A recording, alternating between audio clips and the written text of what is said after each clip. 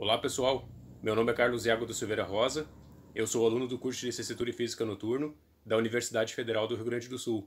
Eu sou bolsista do Observatório Educativo Itinerante e a minha orientadora é a professora Daniela Borges Pavani. A oficina busca responder uma pergunta: como obter água potável através da energia solar? A apresentação da oficina foi dividida em várias partes. Vamos falar sobre as motivações, sobre o destilador solar, sobre o planeta Terra, sobre as estações do ano, sobre a incidência solar, sobre o Google Earth. Vamos mencionar também o site da Cresesb e como vamos utilizá-lo. Vamos falar também do efeito estufa, do aquecimento global, das mudanças climáticas, do Mentimeter e outras atividades. As motivações para a realização dessa oficina são: uma das motivações para a realização da oficina é o trabalho na horta realizado por algumas escolas. O objetivo seria recolher a água da chuva em uma caixa d'água e utilizar o destilador solar para obtermos água destilada para ser utilizada na horta.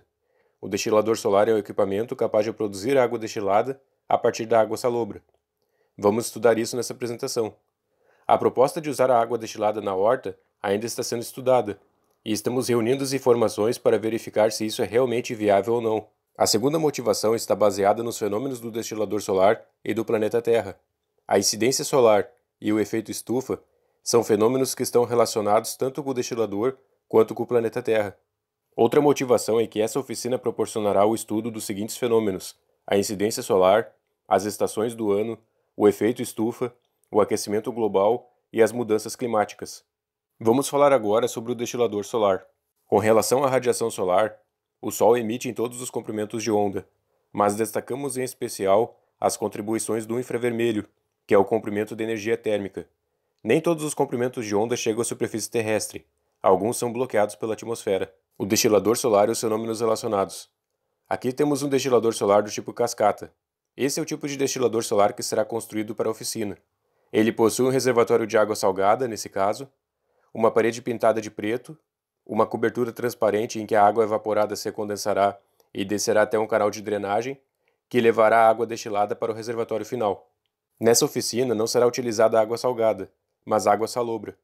Em um destilador solar, a radiação solar passa de forma livre através da cobertura de vidro ou acrílico. A radiação solar é absorvida pelas paredes internas do destilador e pelo reservatório de água salobra pintado de preto. A energia radiante na faixa de comprimentos de onda do infravermelho, que são as ondas de calor, é reemitida pelas paredes internas do destilador. Os raios infravermelhos ficam refletindo internamente dentro do destilador, sem serem emitidos para fora, visto que o vidro ou acrílico é opaco para essa radiação. Assim, as ondas de calor ficam aprisionadas dentro do destilador solar, auxiliando na evaporação da água salobra. Para a construção de um destilador solar portátil e de baixo custo, são necessários os seguintes materiais: uma caixa de isopor e acrílico, tinta preta que não saia com água, estilete, um pequeno reservatório de alumínio, uma garrafa PET cortada ao meio, um pequeno cano de plástico ou metálico, uma mangueira com uma das pontas ligadas a uma garrafa, uma pequena chapa metálica com uma dobra. O primeiro passo para construir o destilador solar é adquirir uma caixa de isopor representada por esta figura. Com o estilete cortamos uma parte do isopor, conforme mostra a figura. O próximo passo consiste em cortar o isopor de acordo com o ângulo alfa da inclinação do acrílico. A área com traços inclinados indica que eu estou olhando para o interior do destilador solar, como se eu tivesse cortado ali no meio em relação à sua largura. O corte que deve ser feito com o estilete, conforme é mostrado na figura, deve manter o ângulo alfa da inclinação do acrílico.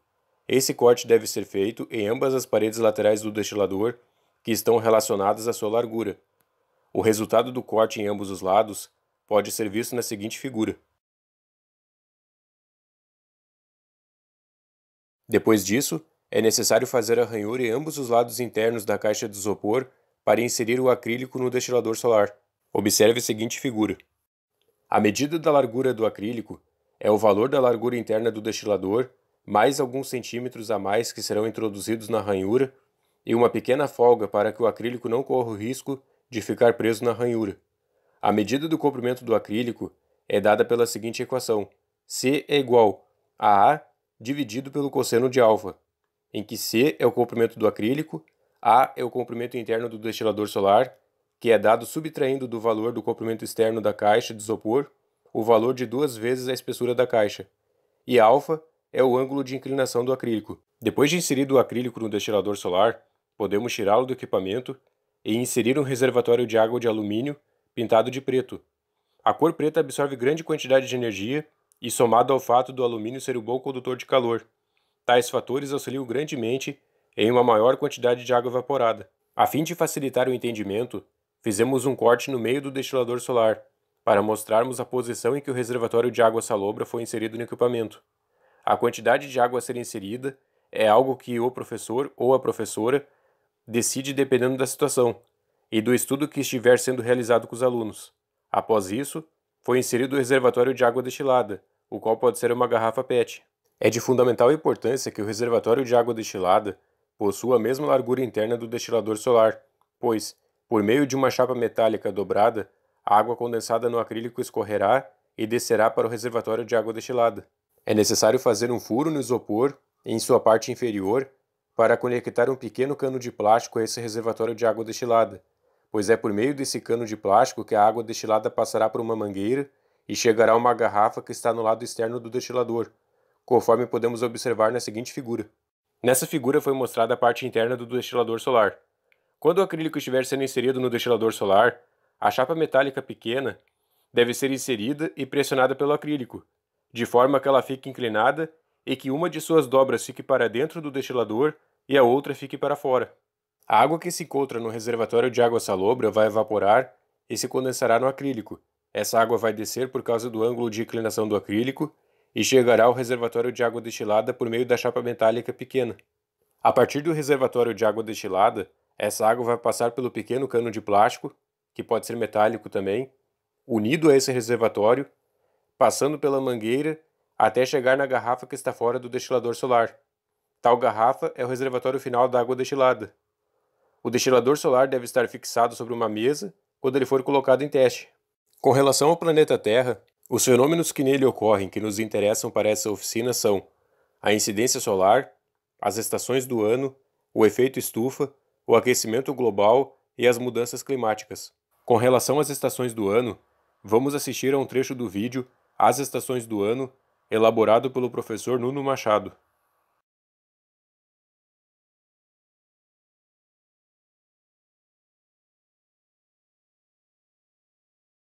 A que o Sol se encontra na esfera celeste é maior no verão. Diminui progressivamente à medida que se aproxima o outono e o inverno, e volta a aumentar progressivamente à medida que se aproxima a primavera e novamente o verão. Com a variação da altura do Sol na esfera celeste, varia também a inclinação com que os raios solares incidem no solo. Quando um raio solar incide perpendicularmente ao solo, a sua energia, que ilumina e aquece, espalha-se por uma área menor, produzindo um maior aquecimento. Quando um raio solar incide com uma elevada inclinação face à linha perpendicular ao solo, a sua energia, que ilumina e aquece, espalha-se por uma área maior, produzindo um menor aquecimento. Imaginário que apresenta uma inclinação de aproximadamente 23,5 graus face à que ele recebe ao longo do ano. Sendo a Terra aproximadamente esférica, divide-se em dois hemisférios, o hemisfério norte e o hemisfério sul. Por ter esta forma aproximadamente esférica, a cada instante cerca de metade do planeta é iluminado pelo Sol, enquanto que a outra metade está na sombra. A Terra move-se em torno do Sol segundo uma trajetória elíptica, mas apesar da distância entre o Sol e a Terra variar, pois há períodos em que estão mais próximos e períodos em que estão mais afastados, este fator não é responsável pela ocorrência das estações do ano. À medida que a Terra se move em torno do Sol, o seu eixo de rotação mantém sempre a mesma direção ao longo de todo o dia do solstício de junho, ocorre por volta do dia 21 de junho. Neste dia, a Terra encontra-se próxima do afélio, o ponto da órbita em que a distância entre esta e o Sol é maior. O Sol ilumina aproximadamente metade do planeta, mas os raios solares incidem com diferente inclinação em diferentes regiões do planeta.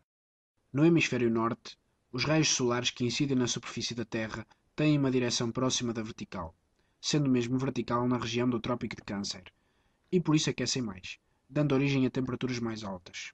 No hemisfério sul, os raios solares que incidem na superfície da Terra têm uma direção muito inclinada face à vertical ao Sol, e por isso aquecem menos, dando origem a temperaturas mais baixas. Outro fator que influencia a temperatura à superfície da Terra Ao comparar regiões com a mesma latitude, mas em hemisférios diferentes, devido à inclinação do eixo terrestre, no hemisfério norte, a distância percorrida por um raio solar na atmosfera é inferior à distância percorrida no hemisfério sul. Assim, o aquecimento será maior no hemisfério norte e menor no hemisfério sul. Apesar de aproximadamente metade do planeta estar pela luz do Sol, no dia do solstício de junho, a área iluminada no hemisfério norte é superior à área que não recebe luz. O polar ártico não anoitece e recebe em 24 horas de luz. No hemisfério sul, a área iluminada é inferior à área que não recebe luz, razão pela qual este é o dia do ano com menor número de horas de luz neste hemisfério. Em qualquer região do hemisfério sul, o número de horas com luz do dia é inferior ao número de horas de noite. Quanto maior for a latitude da região, maior é essa diferença. Neste dia, as regiões a sul do Círculo Polar Antártico não recebem luz, têm 24 horas seguidas de noite.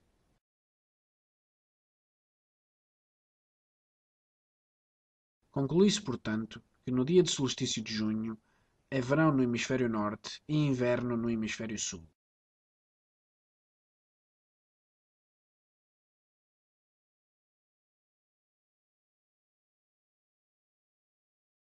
Equinócio de setembro. O equinócio de setembro ocorre por volta do dia 21 de setembro. Neste dia, os raios solares incidem com a mesma inclinação em todas as regiões com a mesma latitude, quer sejam no hemisfério norte ou no sul. A distância percorrida pelos raios solares na atmosfera, em regiões com a mesma latitude, mas em hemisférios diferentes, também é a mesma. No dia de equinócio de setembro, metade do hemisfério norte está iluminado e a outra metade não recebe luz. O mesmo acontece com o hemisfério sul. Em qualquer ponto do planeta, o número de horas de luz é igual ao número de horas de noite. 12 horas de luz e 12 horas de noite, incluindo nas regiões polares. No dia do equinócio de setembro, termina o verão no hemisfério norte e começa o outono, enquanto que no hemisfério sul termina o inverno e começa a primavera.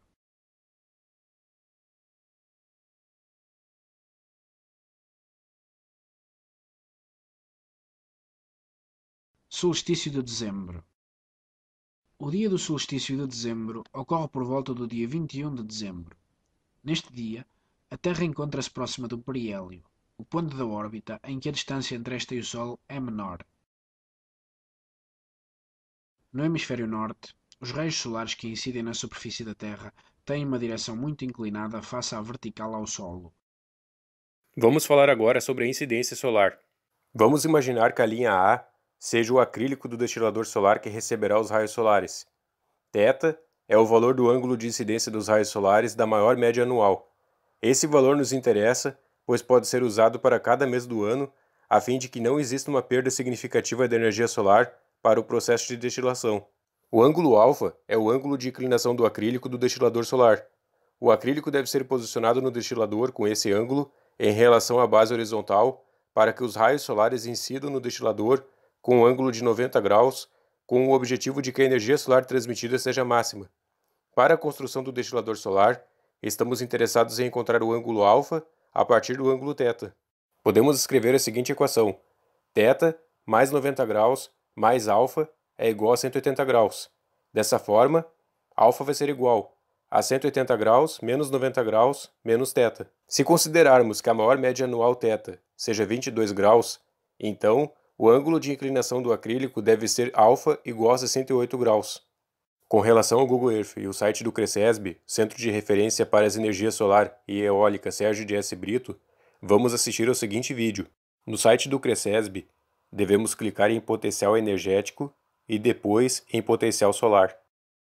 Em Potencial Solar, o site pede a coordenada geográfica, os valores da latitude sul e da longitude oeste de uma determinada região. Podemos escolher a opção graus, minutos e segundos. No Google Earth, vamos encontrar os valores da latitude sul e da longitude oeste da escola Jean Piaget, como um exemplo. Esses valores devem ser inseridos no site do CRECESB.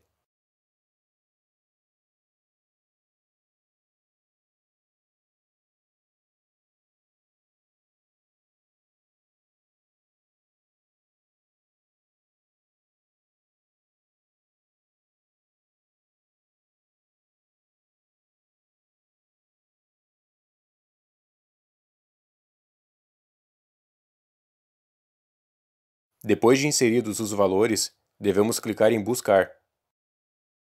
O site informará através de uma tabela os valores da insolação solar diária média para Alvorada, Porto Alegre e Viamão.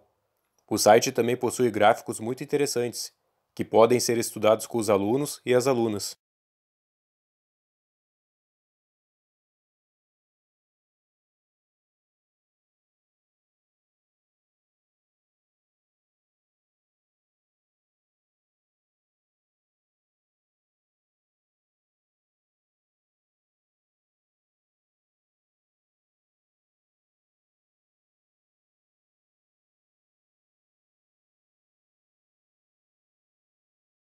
O que mais nos interessa é o cálculo no plano inclinado para Porto Alegre. Os valores foram dados considerando uma distância de 5,2 km do ponto de referência. O valor que mais nos interessa é a maior média anual. Nesse caso, o valor da maior média anual é 22 graus norte. Isso indica que a maior média anual do ângulo de incidência solar é 22 graus, e o equipamento deve ser direcionado para o norte.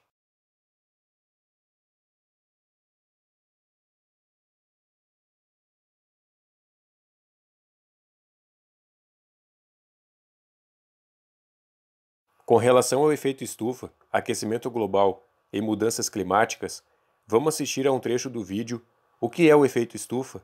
Meio ambiente para crianças. Smile and Learn! Olá, amigos! Hoje vamos aprender o que é o efeito estufa. Vocês já ouviram falar sobre ele? O efeito estufa é um fenômeno natural que faz com que a vida no nosso planeta seja possível. Mas por que estamos falando sobre o efeito estufa? Vocês sabem como ele funciona? Agora vocês vão entender melhor. Uma estufa é uma construção de plástico ou de vidro fechada usada para produzir culturas, flores e plantas. O teto e as paredes permitem que os raios do sol entrem e fiquem dentro da estufa para aquecê-la. Dessa forma, é possível manter a temperatura e a umidade adequadas para favorecer o desenvolvimento das plantas. Esse mesmo efeito também ocorre no nosso planeta. Vejam que interessante. A Terra é envolvida pela atmosfera, uma fina camada gasosa que permite que parte da radiação solar penetre. Para isso, essa camada contém gases chamados gases de efeito estufa, cuja missão é absorver parte dessa energia recebida e manter a temperatura do planeta. Um dos principais gases de efeito estufa é o CO2, também conhecido como dióxido de carbono. Nos últimos séculos, a presença na atmosfera de gases como o CO2 cresceu e, portanto, sua capacidade de reter a radiação solar aumentou, subindo assim a temperatura média do planeta. Do mesmo jeito que na estufa, lembram? Mas o aumento desses gases é muito ruim para a Terra. Por que sua presença na atmosfera aumentou? Com a Revolução Industrial, as emissões de CO2 começaram a crescer devido ao uso de combustíveis fósseis, como o carvão ou o petróleo. Atualmente, o trânsito das cidades, os carros e os aviões são grandes emissores de CO2. Uau! Vejam quanta fumaça no céu! Da mesma forma, grande parte do consumo de eletricidade é gerado a partir do uso de combustíveis fósseis. Toda vez que vocês deixam a luz ou um aparelho ligado, estão enviando mais CO2 para a atmosfera. As fábricas também são outra fonte de emissão de dióxido de carbono. Por exemplo, para obter plástico, são utilizados combustíveis fósseis e são necessárias grandes quantidades de eletricidade. Você sabia que a indústria têxtil também é altamente poluente? A pecuária intensiva também é responsável pelas emissões de gases de efeito estufa. Os incêndios florestais enviam grandes quantidades de CO2 para a atmosfera. Como consequência do aumento do efeito estufa e como consequência do aumento da temperatura global, a Terra está mudando. Desse modo, a escassez de água, a desertificação, o desaparecimento de lagos ou até o aumento do nível do mar são cada vez mais comuns. As consequências que se esperam para o futuro são piores, se não tomarmos medidas urgentes. Atualmente, temos à disposição algumas soluções viáveis, como a reciclagem, o uso de energias renováveis, o transporte elétrico, a redução de embalagens de plástico, Com relação ao Mentimeter, foram escritas algumas orientações no roteiro para professores sobre como utilizar o Mentimeter, as apresentações que já foram feitas e como criar novas apresentações. Com relação às outras atividades, selecionamos algumas opções. Em outras atividades é possível encontrar o pH da água salobra e o pH da água destilada e fazer uma comparação. Também é possível estudar as propriedades da luz, utilizando filtros de várias cores fixados no acrílico, um de cada vez, e verificando a influência de cada filtro de cor diferente na evaporação da água. Estas são as referências bibliográficas.